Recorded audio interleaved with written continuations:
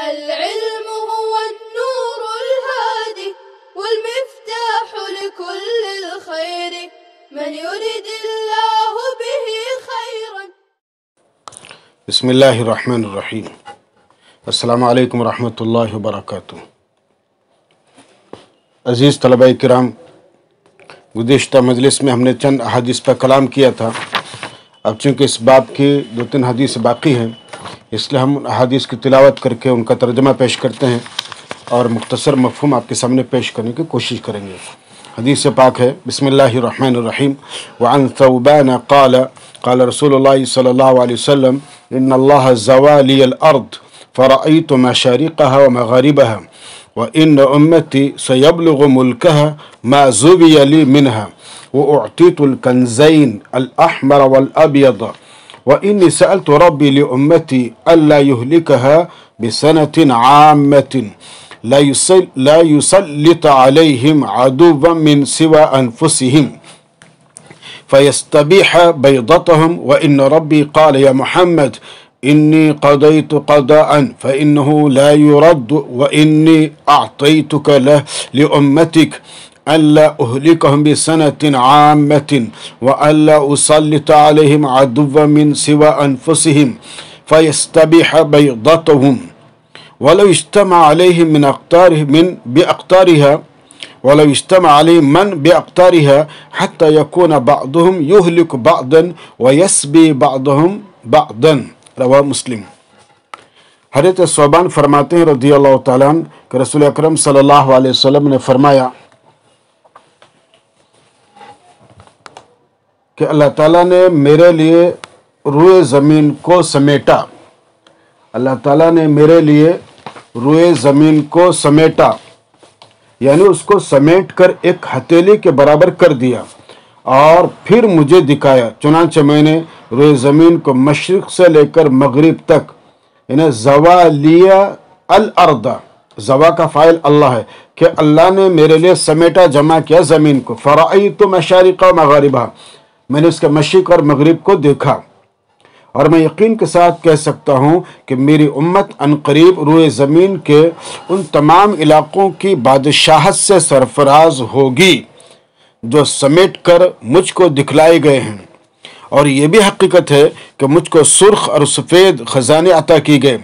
نیز میں نے اپنے پروردگار سے التجا کی کہ میری امت کے لوگوں کو عام قحط میں نہ مارے، یعنی ایسا قحط نہ مسلط کرے جس میں مبتلا ہو کر پوری امت ہلاک ہو جائے. اور دوسری یہ کہ میری امت پر مسلمانوں کے علاوہ کسی غیر مسلم دشمن کو مسلط نہ کرے جو ان کی اجتماعیت اور ملی نظام کے مرکز پر قبضہ کر لے. چنانچہ میرے رب نے فرمایا، اے محمد صلی اللہ علیہ وسلم، جب میں کسی بات کا فیصلہ کر لیتا ہوں تو بدلا نہیں جا سکتا. جب میں فَإِنَّهُ لَا يُرَدُّ یا محمد انی قضیت قضاء فَإِنَّهُ لَا يُرَدُّ، کہ اے محمد صلی اللہ علیہ وسلم، جب میں کسی بات کا فیصلہ کر لیتا ہوں تو وہ بدلا نہیں جا سکتا. پس میں تمہاری امت کے حق میں تمہیں اپنا یہ عہد و فیصلہ یا پیمان عطا کرتا ہوں، دیتا ہوں کہ مسلمانوں کو نہ تو عام قحط میں ہلاک کروں گا اور نہ خود ان کے علاوہ کوئی اور دشمن ان پر مسلط کروں گا جو ان کی اجتماعیت اور ملی نظام کے ایک مرکز پر قبضہ کر لیں. اگرچہ ان مسلمانوں پر تمام روئے زمین کے غیر مسلم دشمن جمع ہو کر حملہ آور ہوں، الا یہ، اب یہ اہم ترین بات ہے بچوں کو، یہ یعنی آج ہمارے بربادی کے جو اسباب ہیں اس کی وجہ یہاں الا یہ، مگر یہ کہ تمہاری امت ہی کے لوگ آپس میں ایک دوسرے کو قتل کریں اور ایک دوسرے کو قید و بند کی صعوبت میں ڈالیں. یہ دیکھ حدیث پاک کا ترجمہ ہوا اور اس کے اندر بہت سی باتیں ایک جملے کے اندر اللہ کے نبی صلی اللہ علیہ وسلم نے بیان فرمائی. حدیث پاک میں سرخ اور سفید خزانوں سے سونے اور چاندی کے خزانے مراد ہیں، اور ان دونوں خزانوں کے ذریعے کسرا بادشاہ فارس اور قیصر بادشاہ روم کی سلطنت و مملکت کی طرف اشارہ مقصود ہے،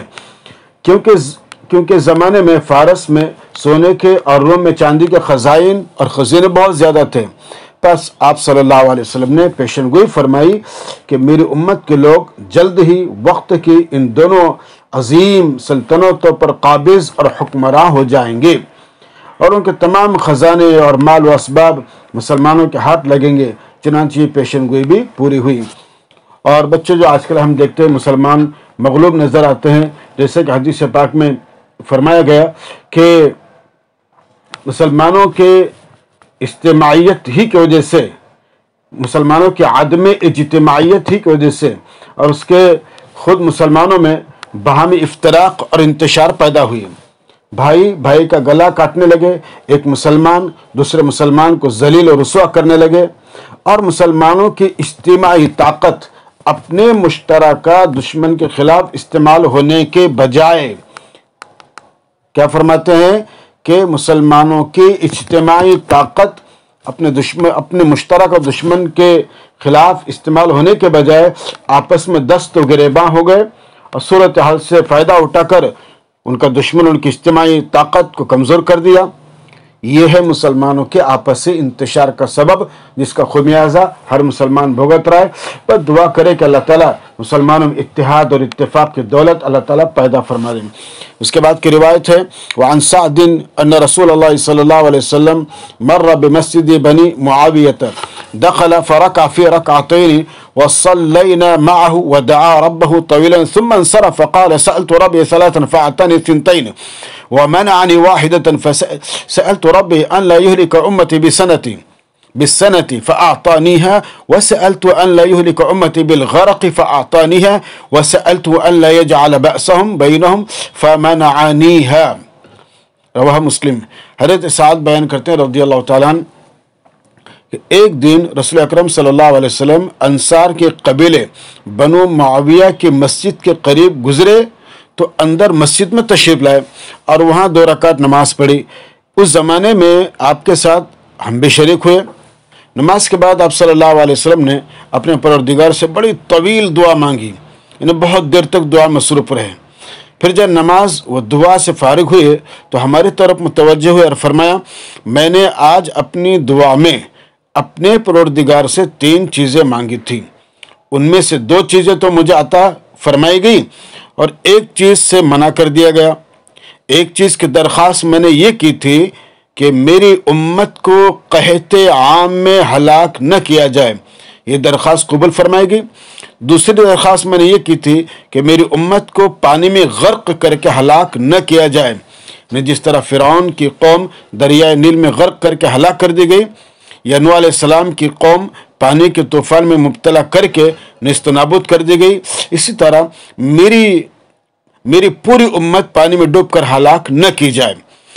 میری یہ درخواست بھی قبول فرمائی گئی. تیسری درخواست یہ تھی کہ میری امت کے لوگ آپس میں دست و گریباں نہ ہو، یعنی مسلمان سے برسر پیکار نہ ہو اور آپس میں ایک دوسرے کے خلاف محاذ آرائی نہ کریں، لیکن میری یہ درخواست قبول نہیں ہوئی. یہ مختصر حدیث ہے اور اس کا تعارف ہے حدیث پاک میں. صاحب مظاہر حق اس حدیث کے ذیل میں لکھتے ہیں کہ بنو امیہ انصار مدینہ کے ایک قبیلے کا نام تھا. اللہ کے نبی صلی اللہ علیہ وسلم ایک دن اس قبیلے میں تشریف لے گئے ہوں گے، کسی فرض نماز کا وقت ہو گیا ہوگا تو پیغمبر علیہ السلام نے وہاں فرض نماز اس قبیلے کے مسجد میں ادا فرمائی. یہ ہے کہ آپ صلی اللہ علیہ وسلم نے اس نماز میں التحیات کے دوران یا سلام پھیر کر اللہ تعالیٰ سے اپنی امت کے حق میں جو 3 دعائیں مانگی، ان میں سے جو ایک دعا قبول نہیں ہوئی تو اس سے معلوم ہوا کہ انبیاء کرام بھی بعض دعا قبول نہیں ہوتی تھی. یہ اللہ کی طرف کا معاملہ تھا. اللہ تعالیٰ کس کی دعا قبول کرتے، امت کے حق میں جو مصلحت ہوتی تھی اللہ وہ چیزیں انبیاء کرام کے دل میں ڈالتے تھے اور پھر اللہ تعالیٰ وہ دعا کرتے تھے. اللہ کے اختیار میں ہے ہر چیز. تو یہ پیغمبر علیہ السلام کا معاملہ تھا اور اللہ کی ذات کا معاملہ تھا. اس لیے آج ہم مسلمانوں کو اس بات کا لحاظ کرنا چاہیے کہ ہمارے ذریعے سے مسلمان بھائی کو تکلیف نہ پہنچے اور ہر مسلمان ایک دوسرے کے ساتھ محبت اور ہمدردی کا معاملہ کرے اور اللہ کے نبی صلی اللہ علیہ وسلم کے جو فرامین اور تعلیمات ہیں اس پر حتی المقدور عمل کرنے کی کوشش کریں۔ اور اس کے بعد پھر اس باب کی آخری حدیث ہے، ہم اس کو پڑھتے ہیں اور اس کا ترجمہ پیش کرنے کی انشاءاللہ کوشش کریں گے۔ وعن عطاء بن يسار قال لقيت عبد الله بن عمرو بن عاص رضي الله عنه قلت أخبرني عن صفة رسول الله صلى الله عليه وسلم في التوراة قال أجل والله إنه لموصوف في التوراة قال ببعض صفته في القرآن يا أيها النبي إنا أرسلناك شاهدا ومبشرا ونذيرا وحرزا للأميين أنت عبدي ورسولي سميتك المتوكل ليس بفض ولا غليظ ولا سخاب في الأسواق ولا يدفع بالسيئة السيئة ولكن يعفو ويغفر ولن يقبضه الله حتى يقيم به الملة العوجاء بأن يقول لا إله إلا الله ويفتح به أعينا عمياء وآذانا صما وقلوبا غلفا رواه البخاري وكذا الدارمي عن عطاء عن ابن سلام نحوه وذكر حديث أبي هريرة رضي الله تعالى عنه نحن الآخرون في باب الجمعة۔ یہ کچھ قدر دراز حدیث ہے، اس کا ترجمہ ہم پیش کرتے ہیں انشاءاللہ۔ حضرت عطاء بن یسار مشہور جلیل القدر تابعی ہیں، فرماتے ہیں کہ میں حضرت عبداللہ بن عمرو بن عاص رضی اللہ تعالیٰ عنہ کی ملاقات سے مشرف ہوا تو ان سے عرض کیا کہ یہودیوں کی آسمانی کتاب تورات میں رسول اکرم صلی اللہ علیہ وسلم کی جن صفات اور خصوصیات کا ذکر ہے ان کے بارے میں مجھے کچھ بتائیے۔ حضرت عبداللہ رضی اللہ تعالیٰ نے فرمایا کہ ضرور بتاؤں گا، خدا کی قسم تورات میں اللہ کے نبی صلی اللہ علیہ وسلم کی ان بعض صفات اور خصوصیات کا ذکر ہے جو قرآن کریم میں مذکور ہیں۔ چنانچہ اللہ تعالیٰ نے تورات میں آپ صلی اللہ علیہ وسلم کی جو صفات اور خصوصیات ذکر کی ہیں ان کو اپنی زبان اور اپنے اسلوب میں اس طرح بیان کیا جا سکتا ہے کہ اے نبی، ہم نے تمہیں اہل ایمان کا شاہد، اجر و انعام کی خوشخبری دینے والا، عذاب و عتاب سے ڈرانے والا اور امیوں کو پناہ دینے والا بنا کر بھیجا ہے۔ اے محمد صلی اللہ علیہ وسلم، تم میرے بندے ہو کہ عبودیت و بندگی کا وہ مرتبہ خاص تمہیں ایسا حاصل ہے جو کسی اور کو نصیب نہیں۔ تم بندوں کی طرف بھیجے جانے والے میرے خاص رسول ہیں۔ میں نے تمہارا نام متوکل رکھا ہے، یعنی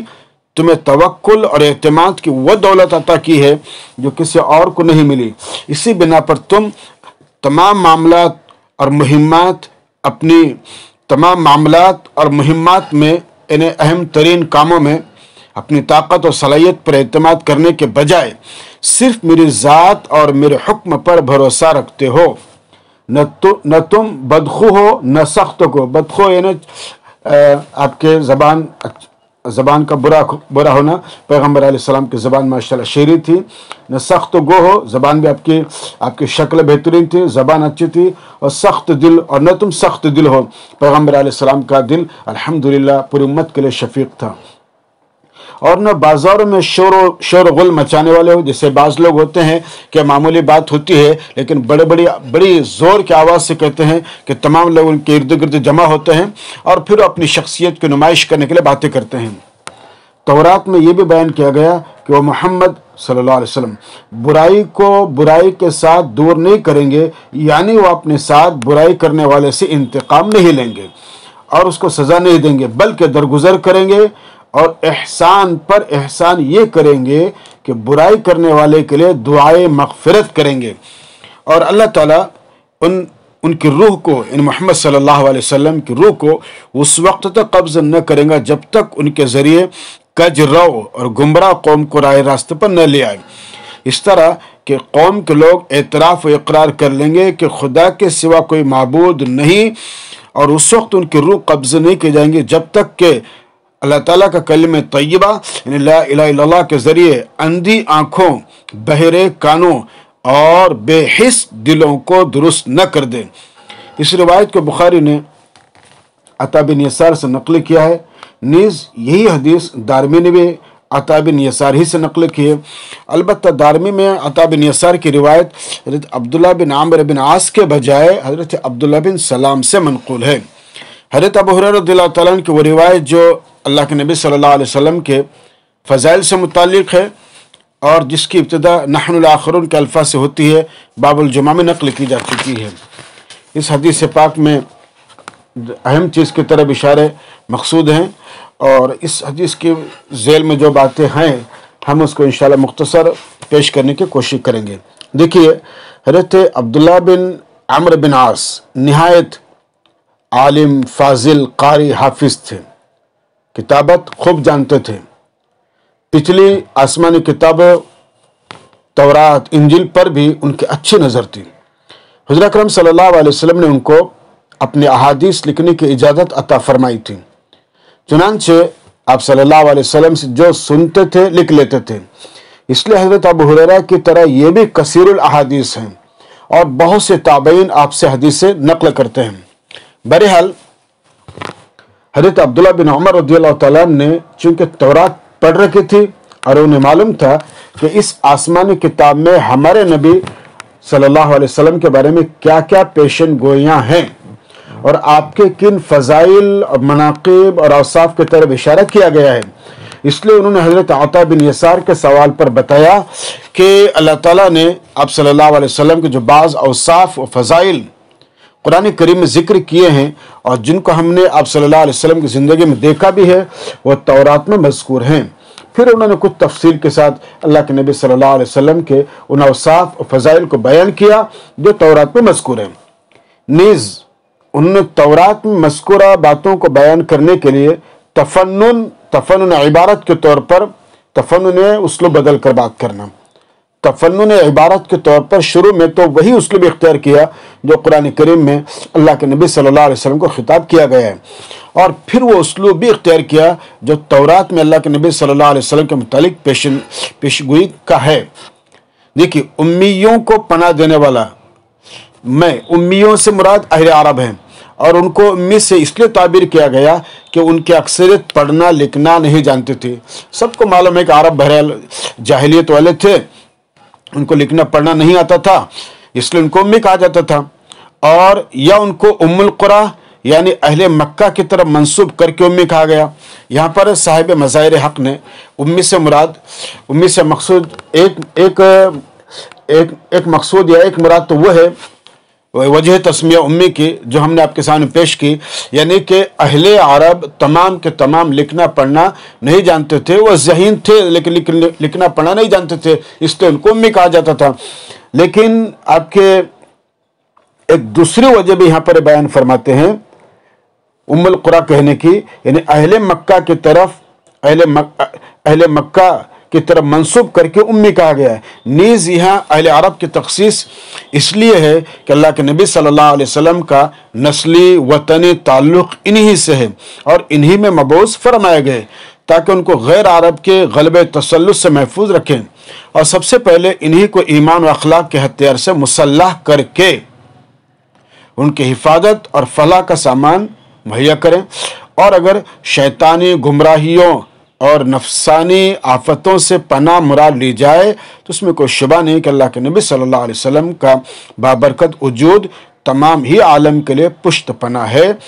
اور بعض حضرات نے یہ بھی کہا ہے کہ پناہ سے مراد اللہ کے نبی صلی اللہ علیہ وسلم کی قوم ملت کا اس وقت تک عذاب الہی مبتلا ہونے اور تباہ و برباد ہونے سے محفوظ و مامون رہنا ہے جب تک آپ صلی اللہ علیہ وسلم اپنی قوم ملت کے درمیان موجود ہیں، جیسے کہ قرآن کریم نے ارشاد فرمایا وَمَا كَانَ اللَّهُ لِيُعَذِّبَهُمْ وَأَنْتَ فِيهِمْ وَمَا كَانَ اللَّهُ لِيُعَذِّبَهُمْ وَأَنْتَ فِيهِمْ، یہ ممکن نہیں کہ اللہ تعالیٰ ان مسلمانوں پر عذاب نازل کرے اور آپ ان میں موجود ہوں، یعنی پیغمبر علیہ السلام کی موجودگی ان کے لیے عذاب، جب تک پیغمبر علیہ السلام ان میں موجود رہیں گے ان کو عذاب نہیں ہوگا۔ یہ اللہ کی طرف سے بہرحال ایک بشارت ہے، خوشخبری ہے۔ اور اس کے بعد پھر پیغمبر علیہ السلام کی جو اخلاقی اور معاشرتی صفات اور ذاتی صفات ہو سکتی ہے اس کی طرف حدیث پاک میں اشارہ کیا گیا کہ پیغمبر علیہ السلام نہ بازاروں میں شور غل مچانے والے، کہ بازار کی تخصیص محض اس بنا پر ہے کہ عام طور پر شور غل غیر سنجیدہ حرکتوں کی جگہ بازار ہی ہے، اس لیے وہاں پر اچھے اچھے لوگ بھی بعض مرتبہ غیر سنجیدہ بن جاتے ہیں۔ اس لیے ہم مسلمانوں کو چاہیے کہ جیسے ہم علمی مجالس میں ہوا کرتے ہیں، ایسے بازاروں میں جب اپنی ضروریات کی تکمیل کے لیے اور ضروری سامان خریدنے کے لیے جائیں تو ہم اپنے اخلاق اور اپنے کردار کو سنبھالیں، اپنی زبان کو سنبھالیں اور اپنا وقار ملحوظ رکھتے ہوئے کسی سے کلام کریں، بات کریں، تاکہ عزت نفس باقی رہے، وقار باقی رہے اور اسلام کا شعار باقی رہے۔ یہ 3-4 احادیث تھی جو اس باب سے متعلق تھی، اور انشاءاللہ آئندہ مجلس میں دوسری حدیث انشاءاللہ آئیں گی جس پر ہم انشاءاللہ کلام کریں گے۔ والسلام علیکم ورحمۃ اللہ وبرکاتہ۔ السلام عليكم. لا تنسوا الاعجاب بالفيديو والاشتراك في القناة تشجيعا لنا لنستمر بنشر المزيد إن شاء الله.